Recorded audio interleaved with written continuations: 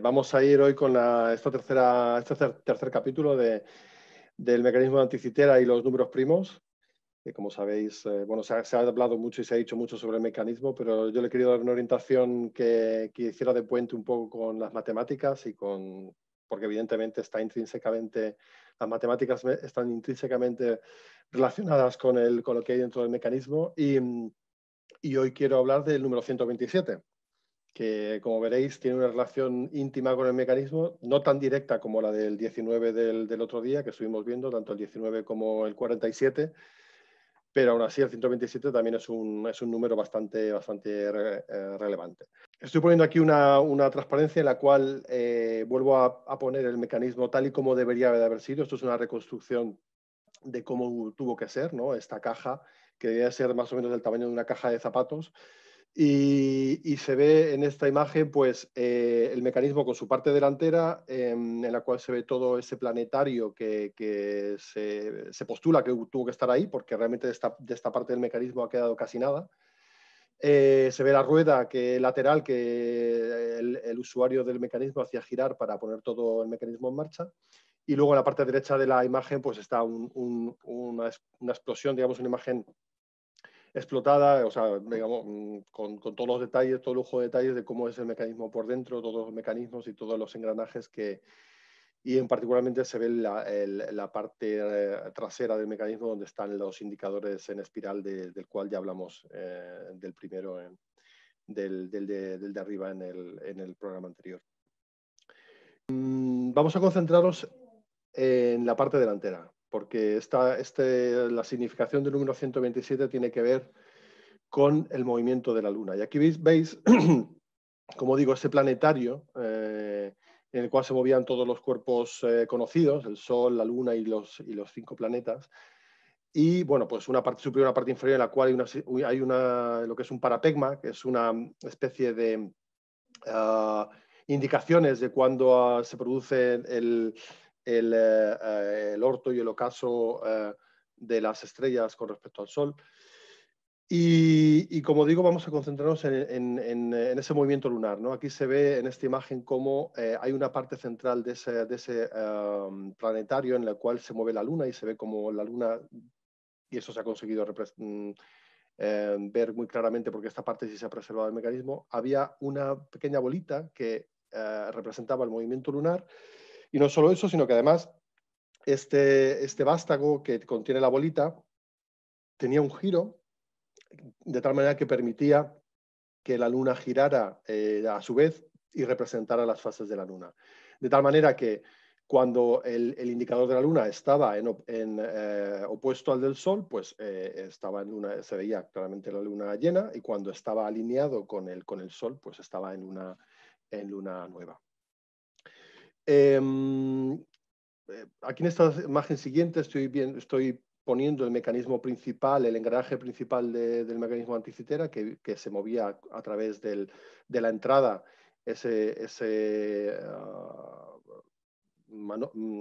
manilla que el usuario utilizaba para poner en movimiento todo, y como se ve en el resto arqueológico que se recuperó del pecio de Anticitera, ¿no? Se ve claramente toda esa rueda principal que ponía en movimiento todo el resto de los mecanismos. Esta rueda es muy importante porque, como digo, pone en marcha todo el resto de mecanismos y está engranada con diferentes engranajes. Ya explicamos el otro día la importancia de la lunación, porque digamos, es un reloj. Las lunaciones, el periodo entre luna llena y luna llena, o luna nueva y luna nueva, es un reloj para las civilizaciones de la antigüedad. Era un marcador de tiempo que luego, como comentamos, intentaron engranar con el mecanismo solar, o sea, con el movimiento solar, y vimos que en esa conjunción del movimiento del Sol y de la Luna no era tan sencillo de encontrar, y bueno, hubo que recurrir a ese ciclo metónico de 19 años para poder, digamos, encontrar que el Sol y la Luna estuvieran, digamos, en fase, ¿no? Que se volvieran a encontrar, la posición relativa fuera exactamente la misma en el tiempo, ¿no? Y como digo, esa lunación se midió desde los principios de los tiempos fácilmente, son aproximadamente unos 29 días con 53 29,53 días. Pero ese no es el movimiento sidéreo de la Luna. El movimiento sidéreo de la Luna, que es el movimiento con respecto al fondo estelar, es ligeramente distinto y tiene una duración inferior. Y esto es porque la Luna da una revolución completa alrededor de la Tierra en un periodo ligeramente inferior al de las lunaciones. Y esto se explica fácilmente porque para cuando la Luna ha dado una vuelta completa alrededor de la Tierra se ha movido con respecto al Sol, con lo cual la Luna, si partimos de un punto de luna llena y da una vuelta completa sidérea con respecto a la Tierra, al haberse movido la Tierra, el Sol no estará en el sitio opuesto a la Luna, sino que le faltará todavía un poquito a la Luna girar para colocarse justo en el sitio opuesto al Sol. Entonces, esa diferencia se puede medir, es con respecto al cielo, eso se puede medir con respecto a las estrellas, y el periodo sidéreo de la Luna son 27,32 días. O sea, ligeramente 2 días menos de lo que dura una lunación. Claro, esto los antiguos astrónomos también lo sabían y sabían que era importante porque al fin y al cabo eso era lo que describía realmente el movimiento de la Luna respecto a la Tierra, ¿no? Porque era realmente el movimiento estelar de la Luna. Y esto es muy importante también que el mecanismo contuviera ese movimiento, porque al fin y al cabo es como si vuelvo un momento a la transparencia que mostraba aquí el movimiento de la Luna, ese movimiento sidéreo precisamente sería una rotación completa dentro de lo que sería el planetario que estamos viendo y que representa el movimiento con respecto al fondo estelar. Aquí no lo he dicho, pero hay 2 escalas graduadas. La escala graduada externa representa la duración de un año egipcio de 365 días y en interna representa el zodiaco. O sea, básicamente las posiciones de las estrellas. Entonces, digamos que ese movimiento de la Luna, o sea, el movimiento de todos los cuerpos aquí, tanto el Sol como los planetas y la Luna, es el movimiento sidéreo. Y por tanto, el periodo promedio de movimiento de la Luna en este planetario pues tiene que ser el periodo sidéreo. Por eso es tan importante. Entonces, ¿cómo hacen ese movimiento? Bueno, lo primero es recordar que efectivamente dijimos la semana pasada, bueno, hace 2 semanas, que fueron capaces, tanto mesopotámicos como griegos, de ver que ese ciclo metónico equivalía a 235 meses sinódicos.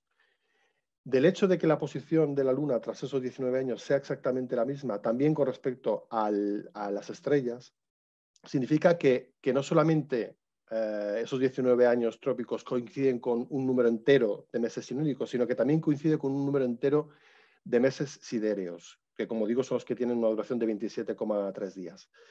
Y esa equivalencia, que también fueron capaces de determinar fácilmente, es de 254 meses sidéreos. Y esto es muy importante porque es la clave para llegar a ese número 127, porque al fin y al cabo 254 es igual a 2 por 127. Entonces, a la hora de mecanizar todo esto dentro del mecanismo, es mucho más fácil hacer un mecanismo que tenga 127 dientes que uno que tenga 254. Por eso existe este mecanismo específicamente de 127, este engranaje específico de 127 dientes, precisamente para simular, para llevar para implementar ese mes sidéreo, el cálculo del mes sidéreo. Esto fue lo que vimos el otro día.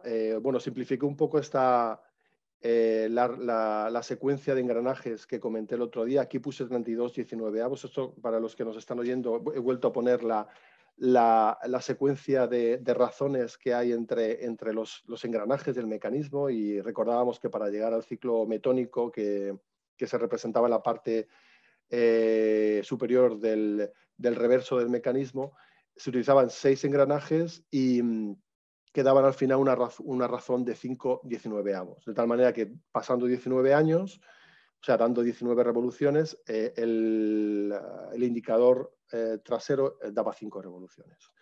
Muy bien. Entonces, la parte que tiene que ver con el mecanismo sidéreo, con el mecanismo que representa el movimiento sidéreo de la Luna, parte de este eje que estoy indicando, el de 64,38, y engrana con no engrana con lo que viene después, que ya lo comentamos. Entonces, como digo, engrana con esta secuencia de ejes, con el eje que está girando a 64,38avos, y después de una multiplicación por 2, recordaréis que bueno, hay operaciones muy sencillas de multiplicación y división, y aquí se ve claramente una multiplicación por 2, porque hay un mecanismo de un engranaje de 24 dientes y un mecanismo de engranado con un mecanismo de 48. Y luego ya este tren está engranado con uno de 32 y uno de 127.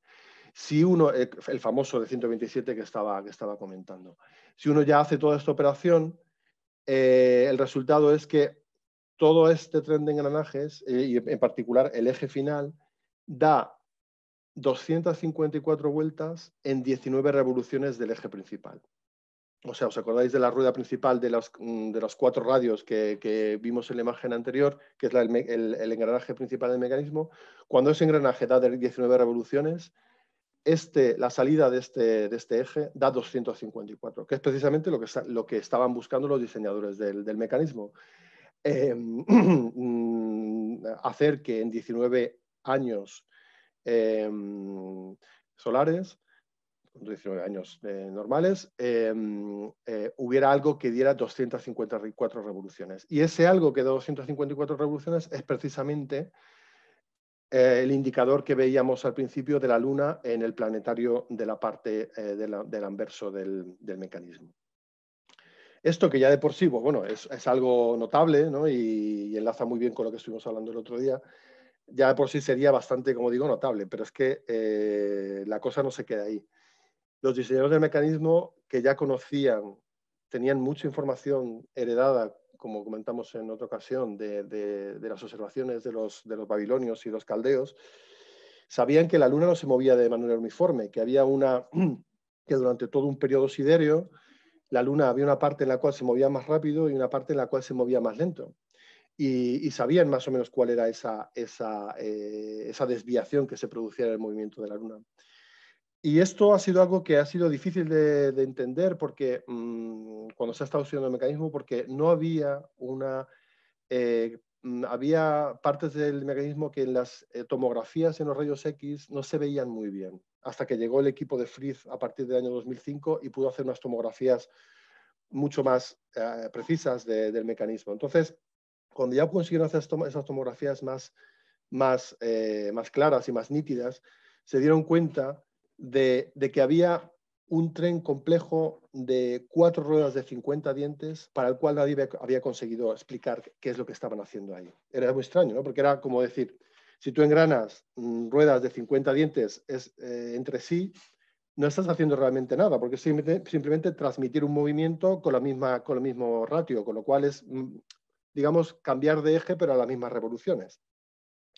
Y no se había conseguido dar explicación a esa cuestión.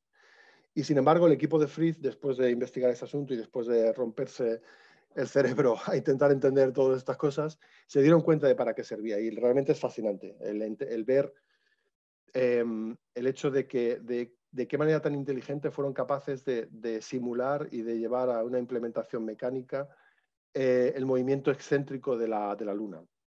Os voy a tratar de explicar para que veáis cómo funcionaba esta parte del mecanismo. Vale, estos son los 2 mecanismos que hacen ese movimiento. Estoy poniendo aquí una transparencia en la cual aparecen esos 2 mecanismos que están montados uno encima del otro. En cada uno de ellos, estos son los 2 mecanismos de 50 dientes, y en cada uno de ellos engrana un mecanismo también de 50 dientes. Uno que trae el movimiento y se lo da a uno de estos 2, y el otro por el que sale el resultado, ¿vale? Perdón. Entonces, si veis lo que sucede aquí y la clave es la que os voy a contar ahora, como digo, esos 2 mecanismos uno encima del otro. Pero, aunque parezca que están exactamente montados el uno encima del otro, hay 2 pequeñas diferencias. Una importante es que en uno de esos mecanismos había una ranura, en la cual había, subiendo desde el otro mecanismo que estaba debajo, un pequeño pin, un pequeño resalte que entraba justamente en la ranura del engranaje que estaba montado encima. Eso es lo primero. Y lo segundo es que los dos engranajes estaban rotando con respecto a centros ligeramente separados. De hecho, una distancia mínima de 1 milímetro nada más. Pero es suficiente como para hacer que cuando la rueda de abajo, que giraba a una velocidad constante de rotación, que es equivalente al periodo siderio de la Luna, La de arriba, al estar descentrado el eje de giro de la misma, tuviera exactamente el mismo periodo, pero tuviera una velocidad rotacional variable. Entonces, imaginaos, estamos viendo aquí el punto en el cual los dos engranajes están perfectamente alineados. Si yo giro esto 90 grados, el de abajo, ¿qué es lo que sucede? Que el engranaje de abajo ha girado un poco más por el hecho de que su centro está fuera de eje. Cuando lo giro 180 grados en total, vuelven a alinearse, lo giro otros 90 y vuelve a haber un desfase entre los dos movimientos, y si ya lo giro otra vez hasta el principio, pues vuelve otra vez a la posición inicial, ¿no? Esto es una solución ingeniosísima al hecho de que hubiera que introducir un movimiento variable de rotación a la Luna. Y como digo, esto fue, este eje, que es el que tiene el movimiento irregular, es el que, a través de otro engranaje de 50 dientes, ya sacaba el eje central que iba hasta la parte delantera del mecanismo y ya engranaba con el eje con el indicador de la Luna. Con lo cual, gracias a esta solución tan ingeniosa, los griegos consiguieron no solamente simular el movimiento medio de la Luna siderio, sino que además también consiguieron simular esa variación en el movimiento de la Luna, que, claro, ellos no sabían que la Luna en realidad tenía un movimiento que luego evidentemente consiguió describir Kepler, ¿no? De un movimiento en una órbita elíptica. Esto ellos no lo sabían, pero sí sabían que la Luna efectivamente tenía un movimiento que era irregular pero que era periódico. Así que bueno, pues para que la gente se haga una idea, es verdad que la gente que lo está oyendo a lo mejor no lo va a ver también, pero lo va a entender también, pero aquí se ve claramente esos 4 engranajes de 50 dientes, en el cual este de aquí abajo es el que trae el movimiento, se lo transmite al de abajo del esquema que pone aquí K2. Como he dicho, se mueve con este movimiento, digamos, acompasado entre los dos ejes, pero con distinto eje de giro. Y este ya finalmente se lo transmite al de salida, que es este otro eje de 50 dientes, que ya a través de un eje que atraviesa todo el mecanismo va hasta la parte delantera y transmite ese movimiento medio siderio de la Luna con una perturbación, con un cambio regular en el movimiento. Así que bueno, como veis, es fascinante cómo consiguieron simular ese movimiento, y como digo, este hecho en particular pues se ha conseguido explicar por el equipo de Tony Freeth después de poder acceder a una tomografía súper precisa de lo que había dentro del mecanismo. Aquí, pues bueno, simplemente ya estoy poniendo otro par de imágenes en las cuales se ve este eje que saca el movimiento a la Luna, y aquí engrana con el que le da el movimiento de giro a la propia Luna. Y aquí se ve pues eso, todo el conjunto de engranajes, con el engranaje principal de las 4 radios y el resto de engranajes que sacan finalmente el movimiento de la Luna en el indicador delantero. Así que bueno, en resumen, a ver, esto es lo que he estado contando, de que efectivamente salía ese movimiento a la parte delantera del mecanismo. Y como digo, pues esta solución ingenieril tan ingeniosa y tan maravillosa, pues era la que permitió simular a estos científicos e ingenieros griegos ese movimiento preciso de la Luna y sacarlo de una manera exquisita, ¿no? Y aunque eso os parezca maravilloso y fantástico, que todavía no tengáis la boca demasiado abierta, porque lo que va a venir dentro de un par de charlas es todavía más increíble, ¿no? Porque esto solamente explica una parte de ese movimiento de la Luna, que como digo, consiguen explicar ese movimiento irregular, sino que, como veremos en un par de capítulos, consiguen algo todavía más increíble, que es explicar el movimiento de precesión del eje de la línea de nodos de la Luna. Pero bueno, no quiero avanzar sobre ese tema, porque ya lo veremos en detalle, porque además costó muchísimo entender ese movimiento. Y con esto nada, lo dejo aquí. Espero que os haya interesado, y si hay alguna cuestión, alguna cosa que queráis que apunte, pues... Bueno, pues espectacular, claro que nos ha interesado, es increíble. Lo que pasa es que esta vez nuestros oyentes van a tener que ir algunos a al vídeo de YouTube, porque aunque lo has explicado yo creo que bien, no es lo mismo ver Lo sé que es complicado. Los engranajes de 50 es difícil imaginárselo si no ves el dibujo de cómo dos están encima de los otros dos y cómo uno enlaza con el otro y se revuelven el dibujo da mucha información, ¿no? Que por la radio, pues, aunque la has contado, pero es complicado. Lo sé, es un reto contarlo.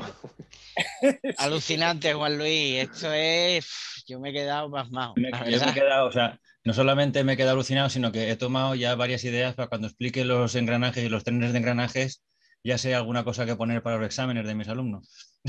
No seas malo, José Luis. No te va a aprobar ni el gato. He tomado ya varias ideas. Si los griegos lo sabían, si los griegos ya sabían estas cosas, vosotros, ¿no? Vale. A mí me ha venido una... Escuchen un punto azul, ¿no, José Luis? ¿Cómo? Escuchen un punto azul y sepan multiplicar y dividir con los engranajes. Con los engranajes, claro. A mí me ha venido otra idea malévola, que es que alguien puede escuchar esto y hacer como hacen los del canal Historia. Esto lo hicieron los alienígenas. Eso también. Porque vamos, esto es de una complejidad que es que no le entran a esa gente o quieren forzar esa idea de que hace tanto tiempo se tenía ese ingenio, suficientemente ese ingenio para hacer estas cosas. Ya lo creo. Me parece mentira, pero sí, había gente que estudiaba y había... Sí, no, y hay mucha gente que ya ha echado cábalas de ese tipo de cosas, ¿eh? Si uno se pone a buscar en internet, encuentra esto, que el mecanismo lo han hecho seres de otro sitio y tal. Sí, esto, al orden del día, está al orden del día. Claro. Me ha dejado lo del milímetro, que es la excentricidad que tiene fuera de eje. De 1 milímetro solo causa, con 50 dientes, con ese radio de dientes, causa ese movimiento alucinante, es que tío. Hasta que uno no ve el mecanismo, digamos, un poco, o se hace un esquema de tamaño real para ver un poco el tamaño que tienen realmente los engranajes, no se da cuenta de la exquisitez, de la precisión, de ese taller que hacía esos engranajes, de la maestría que tenía que tener en hacer engranajes tan pequeños, o sea, que son pequeñísimos. Y otra cosa, Juan Luis, lo que comentaste en el primer episodio, que parece ser que este era un mecanismo que se reproducía, que no era una máquina generada única, digamos, única, ¿no? Sino que eran capaces de hacer estos engranajes y estas excentricidades fuera de eje, repetirlas en plan para que la máquina funcionara en varias máquinas a la... Sí, o sea, que no fuera solo un prototipo, sino... Esto evidentemente es una hipótesis, ¿no? Porque no se han encontrado más, pero parece de cajón que alcanzar este nivel de perfección y de diseño integrado, compacto, del que hablamos en el primer capítulo, alcanzarlo de primeras, bueno, parece impensable, ¿no? O sea, y de hecho, ahí, bueno, no hemos hablado, y igual hablaremos en algún capítulo de quién pudo ser el creador del instrumento, ¿no? Pero se cree que tuvo que haber una escuela de expertos que, digamos, transmitieron este conocimiento desde probablemente el siglo II, finales del siglo III antes de Cristo, hasta el siglo II, primero antes de Cristo. De tal manera que tuvieron que tener tiempo para perfeccionar diferentes versiones del mecanismo y probablemente llegar a este que debió ser un culmen del diseño. La verdad es que espectacular. Yo, bueno, cada día me va sorprendiendo más y dices que cada vez nos vamos a sorprender todavía más, sobre todo por la habilidad de hacerlo y más que por la habilidad mecánica de llevarlo a término, por la idea, quiero decir, porque hay que manejar muy bien las matemáticas, como tú dices, y el concepto de giro para poder llevarlo a una exactitud tan extrema. Yo a veces cuando niños más pequeños hablan y yo para qué quiero saber los números primos y para qué quiero los múltiplos y no sé qué, pues aquí hay unos ejemplos tan claros de cómo se ve que uno puede trabajar menos en vez de tener que hacer un trabajo con 254 sabiendo reducir el número mínimo que tengo que poner y que en realidad lo que hago es dar 2 vueltas doy 2 vueltas de 127 en vez de tener que dar una de 254. En fin, todo ese tipo de cosas se ve aquí. Claro, nosotros tenemos a lo mejor un concepto más de ciencia que un niño, pero yo creo que esto se les puede transmitir de forma que vean la utilidad de cosas tan mecánicas a veces, ¿no? Que dice, bueno, ¿yo para qué voy a hacer mecánicamente esto si eso ya me hace una calculadora? No, porque el concepto es lo que nos hace que después podamos hacer este tipo de... Efectivamente. Es la plasmación de esos conceptos, o sea, que los ves ya y los puedes tocar, digamos, de una manera física y clara, ¿no? O sea, tuvo que ser muy complicado el hacerlo. O sea, imaginaos tener que fabricar esos 127 dientes. ¿Cómo pones tus 127 dientes en un círculo, ¿no? Eso es una cosa que todavía, pues bueno, habría que ver cómo lo hacían, ¿no? Pero, y cuando hablemos del 223, pues ya, vamos, ni te cuento, pero que eso será el siguiente. Pero la verdad que eran auténticos maestros en hacer este tipo de cosas, por lo que hemos visto.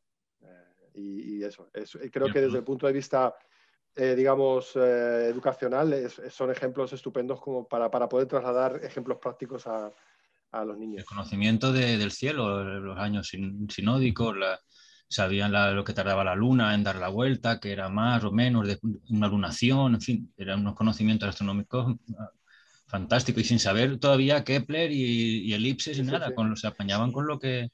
Y lo que también dijimos el primer día, porque los caldeos, los babilonios tenían todo ese conocimiento, lo conocían, lo sabían, eran capaces, tenían sus tablas, tenían siglos de observaciones, pero el salto griego, esa inteligencia, darle una vuelta a todo para sacar un modelo, llevarlo a algo que sea capaz de funcionar y que todo engrane perfectamente para que todo ese vaya a un modelo físico y funcione con una simulación que de hecho es algo tangible, yo creo que el salto, digamos, intelectual que los griegos le dieron a esto, como a tantas otras muchas cosas en otros aspectos de la ciencia y de la filosofía, ¿no? De sacar un rendimiento al Big Data de los caldeos. Los caldeos tenían la información, así es. todo, exactamente. pero luego los datos hay que explotarlos, hay que sacarle rendimiento. A ver, Jesús ha levantado la mano, no sé si es que quiere hablar. Que puede preguntar si quiere, pero tienes que abrir Jesús. Vale. Sí, hola, buenas tardes. Mira, Juan Luis, te iba a preguntar sobre el artilugio. ¿Es de varias civilizaciones que se juntaran o solamente de una civilización las que propusieron ese artilugio? O sea, que a lo mejor sean los egipcios con griegos, con... No, en principio, todo lo que hay allí, digamos, toda la escritura que hay, todos los meses, todo el parapegma que hay con la descripción de los ortos y los ocasos estelares, las instrucciones que se han conseguido descifrar, todos los textos que hay en los indicadores traseros, todo está en griego. Lo que pasa es que se sabe que mucho de lo, como ya hemos dicho, mucho de lo que sabían los griegos lo habían heredado de otros, de los caldeos y incluso también de los egipcios. Entonces, es un mecanismo puramente griego, pero evidentemente tiene una herencia de conocimiento de estos otros pueblos. Exactamente, es como si se hubieran juntado varias civilizaciones, vamos, varios de ellos y hubieran inventado ese artilugio. No, pero realmente yo creo que el artilugio es puramente griego. Lo que pasa es que, como digo, eso, la información... Los conocimientos de los que partían, o sea, esa información la heredaron en muchos casos del conocimiento que les fluyó de Oriente. Sí, porque lo que comentaste antes tú, Juan Luis, que esa chispa de cambio mecánico no lo tenían ciertas civilizaciones, no lo tenían los caldeos, los sumerios, los persas.